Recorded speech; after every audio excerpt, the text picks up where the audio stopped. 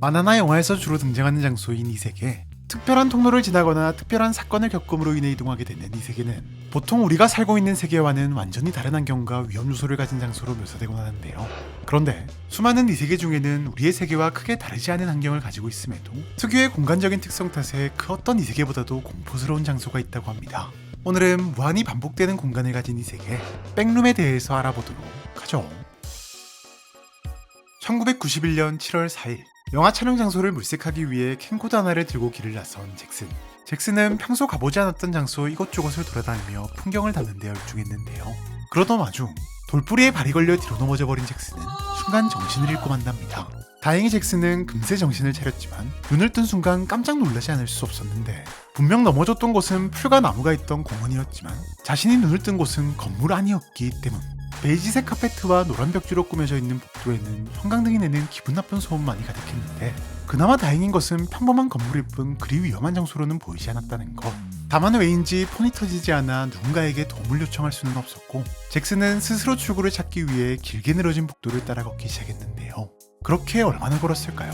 잭슨은 갑자기 쎄한 기분을 느끼는데, 꽤나 오래 걸어온 것 같은데도 여전히 보이는 건 베이지색 카펫과 노란 벽지, 그리고 기분 나쁜 소음을 내는 형광등 뿐이었기 때문에, 그 흔한 창문 하나도, 그리고 사람 한 명도 발견할 수 없었답니다.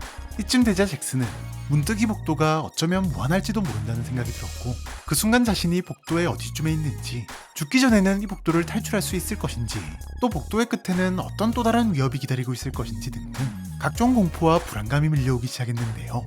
잭슨은 어떻게든 출구를 찾고 말겠다는 생각에 속도를 올려 복도를 걸어나가기 시작했고, 그렇게 한참을 걷던 잭슨은 벽 한켠에서 의문의 글씨 하나를 발견하게 된답니다.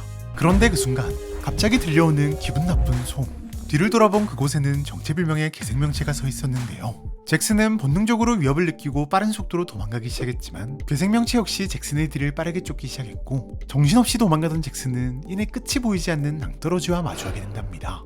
괴생명체와 맞서 싸울지 차라리 낭떠러지로 뛰어내릴지 고민에 빠진 것도 잠시, 녀석은 빠른 속도로 다가와 잭슨을 덮쳐버렸고, 잭슨이 들고 있던 캠코더만이 낭떠러지로 떨어져 버렸는데요. 그렇게 한참을 떨어지던 캠코더는 갑자기 다시 한번 원래의 세계로 순간이동되었고, 이후 다른 사람에게 잭슨의 캠코더가 발견되면서 잭슨의 영상이 유튜브에 빠른 속도로 퍼지기 시작했고, 미지의 장소에 대한 다양한 추측과 함께 그곳의 비밀을 파헤치기 위한 다양한 시도들이 이루어졌으니, 잭슨이 탐험한 미지의 장소는 사람들에게 백룸이라는 이름으로 불리고 있는데, 현실에서 충분히 볼 수 있는 장소이면서 정작 사람은 없고 무한하게 반복만 되는 기묘한 풍경 탓에 많은 사람들이 현실 세계의 뒤편에 존재하는 또 다른 공간일 것으로 추정하고 있기 때문이랍니다. 확인되지 않은 여러 목격담이나 경험담에 따르면 백룸은 일명 노클리핑이라 불리는 초자연적인 현상을 통해 들어가게 되는데, 노클리핑이 발생하는 장소나 조건 등은 아직까지 구체적으로 알려져 있지 않아 마음대로 들어가는 것은 불가능하지만, 이는 동시에 누구든 예상치 못한 장소에서 예고 없이 노클리핑을 당해 백룸으로 끌려 들어갈 수도 있다는 의미인데요.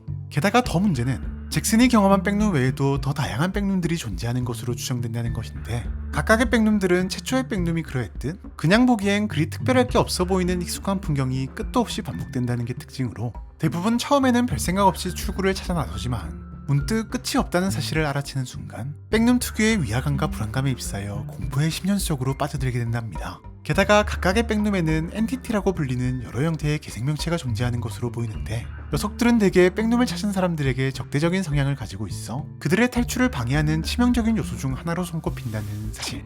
그나마 다행인 것은 백룸에 대한 정보가 서서히 퍼지기 시작하면서 백룸 사이를 이동하거나 탈출하는 방법까지도 하나씩 밝혀지고 있다는 점인데요. 과연 이 세계 너머에는 얼마나 많은 백룸이 존재하고 있으며 그곳을 탈출하는 방법은 무엇일까요?